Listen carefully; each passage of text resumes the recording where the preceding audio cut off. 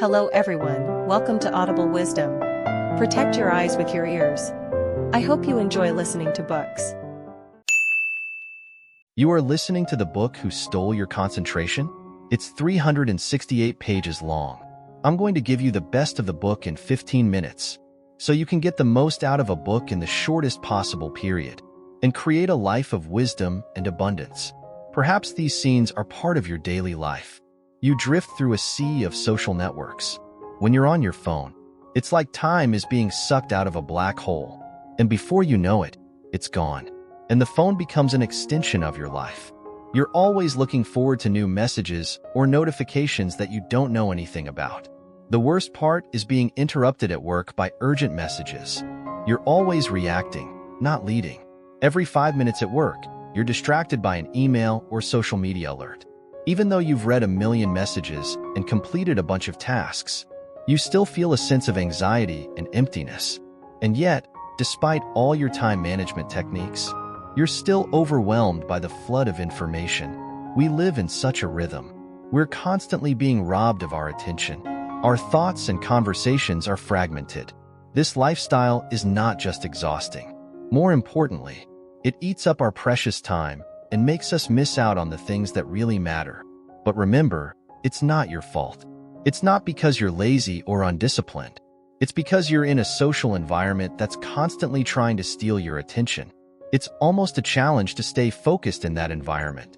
But it also means that once you learn how to find your own peace in the midst of all this noise, you'll be able to take control of the things that really matter and live a more meaningful life.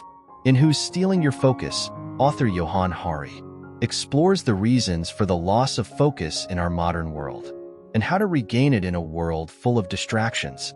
Author Hari has an extensive research background, specializing in psychology and behavioral science. His research helps us understand why, in the digital age, our brains are like a buffet, always wanting more, but rarely satisfied. Today, information is like a never-ending waterfall of attention. Even though we're busier than ever, it seems like we're always working on things that don't matter. Our lives are filled with emergencies, leaving little time for the things that really matter. Today, I'm going to present a three-pronged prescription for healing this modern-day malady. It's not just about telling you what's wrong. It's about offering practical solutions.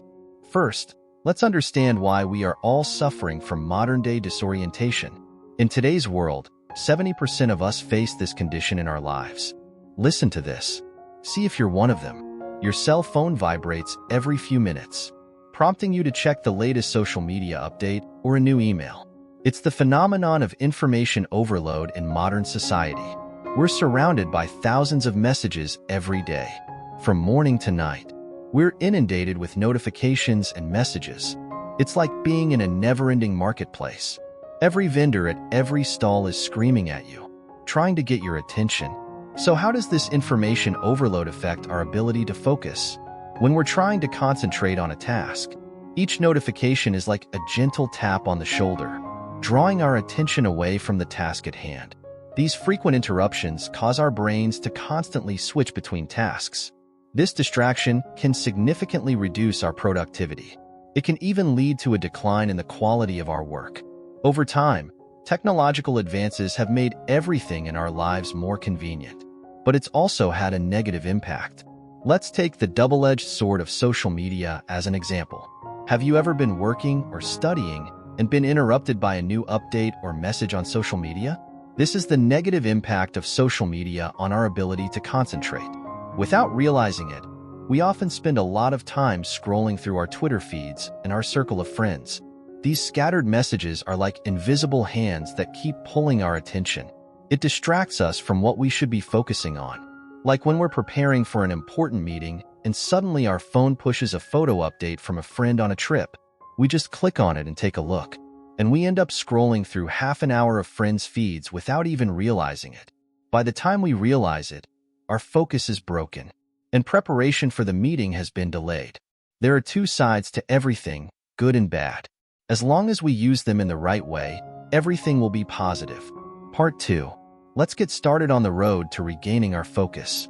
Everyone's life begins and ends differently, but one thing is absolutely the same: That is that everyone only has 24 hours in a day. Sometimes when the day is over, it feels like you've been busy, but when you look back, it seems like you didn't get anything important done. This is where the art of time management comes into play. To be truly productive, we need two powerful time management techniques. The first is the priority list.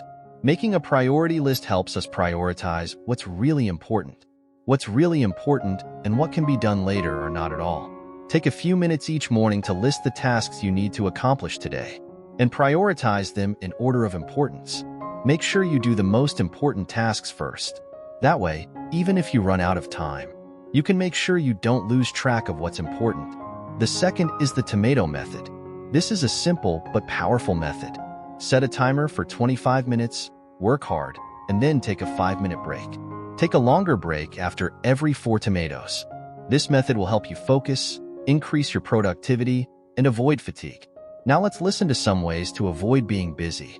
Hustling is when you look busy, but you're not actually doing anything productive. The key to avoiding it is self-reflection and good planning. First, self-reflection. At the end of the day, take a few minutes to look back at what you accomplished and what really pushed you toward your goals. Ask yourself what I've done today that will help me achieve my long-term goals. If you find that you haven't done anything, it's time to adjust your approach.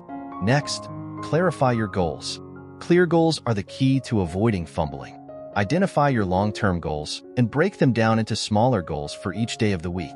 This will ensure that you're working toward your ultimate goal every day. Take an example. John has a long list of things to do each day, but then he comes home at night and realizes that he hasn't touched any of the really important reports. It's just a lot of busy work. What John needs to do is identify the 1 to 3 most important tasks before the day starts, and make sure they are done by the end of the day. The art of time management is not just about organizing your time. It's about defining your goals and executing them effectively. Through prioritization, the tomato method, and daily self-reflection, we can be much more productive and less busy. In addition to time management, we can effectively focus our attention. Mindfulness is also good for concentration. First, let's understand what the state of mindfulness is. Have you ever been doing something you love and felt like time stopped and the world around you disappeared, leaving only you and your task? That's a state of mindfulness. Mindfulness is a state of intense concentration. When people work in this state, they're much more productive and creative. That's because in a state of mind flow, we're completely focused on the task at hand and not distracted by outside influences. Think of a weekend afternoon when you're lost in a good book or absorbed in a piece of art. This kind of focus and dedication is not only satisfying, but it greatly enhances the quality of the output. That's the power of mind flow. It not only makes us more productive, it makes us enjoy our work and our lives more. So how do you get into a state of flow? There are 3 techniques or methods. First, you need to have a clear goal of what you want to do. And the task should be challenging but within your capabilities. Then you need to minimize distractions, such as turning off cell phone notifications and finding a quiet environment. Finally, give yourself enough time to immerse yourself in the task without rushing. Henry is a programmer. When he's coding, he turns off all social media notifications. He tells himself he's going to solve a programming problem in the next 2 hours. Soon he's in a state of mind flow, completely immersed in the code. And it's as if the world around him doesn't exist. In those 2 hours, he not only got the job done efficiently, he actually enjoyed programming. Linda, on the other hand, was a writer.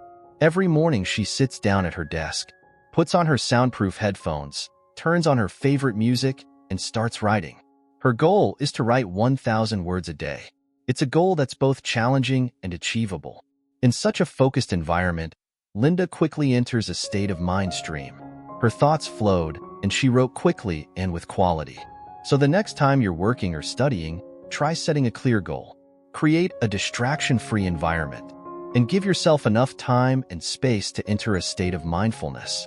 And then in part 3, we'll look at the revolution of focus. We'll hear how the power of individual action can transform society. Let's talk about the power of personal action and how changing our habits can improve our ability to focus.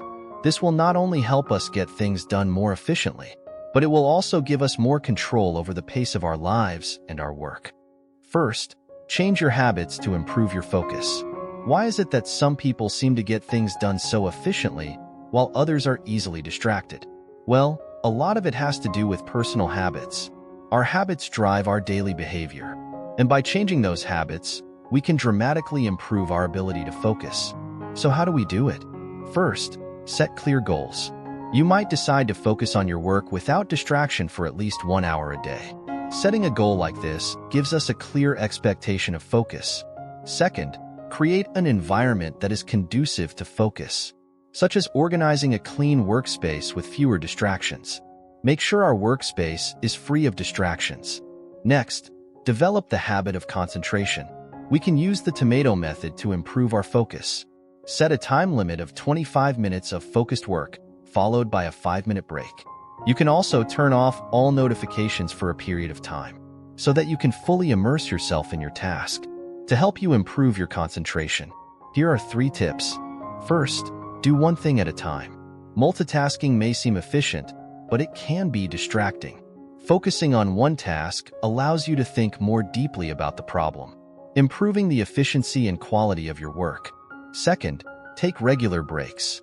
Working long hours can lead to fatigue, so taking breaks can help your brain regain focus. Try taking a 10-minute break every 50 minutes to give yourself time to relax and recalibrate. Finally, reward yourself. Giving yourself a small reward for completing a task can increase your motivation to stay focused. You can buy yourself a cup of your favorite coffee, or watch an episode of your favorite TV show after completing an important task. Next, let's talk about how we can support focus on a societal level and the concentration revolution that's taking place around the world. Let's think about it. How great would it be if our work environments, our schools, and even our families encouraged us to focus? Society could help us improve our focus by providing fewer distractions and more support. Companies could create distraction-free time, a time when employees don't have to answer emails or attend meetings and can simply focus on the task at hand. This strategy not only increases productivity, but also reduces stress. Some university technology companies, for example, have begun to implement such a policy, and the results have shown a significant increase in creativity and productivity during this time. Schools can also play an important role. Teaching students time management and concentration skills will not only help them stay focused while they're learning, but it will also build skills that will last a lifetime. If our next generation learns how to manage their time and focus their attention from an early age, they will benefit greatly in their future work and life. There's a global focus revolution going on at the moment. From high-tech companies in Silicon Valley to small businesses in Tokyo, they're beginning to realize the importance of focus for innovation and productivity. They're implementing strategies like limiting meeting time and reducing unnecessary announcements. They are even providing meditation and relaxation rooms to help employees improve their focus. Google has a famous 20% time policy. It allows employees to spend 20% of their work time focusing on their own creative projects. Not only did this increase employee satisfaction, but it also led to some innovative products. Products like Gmail and Google News were born out of this free time.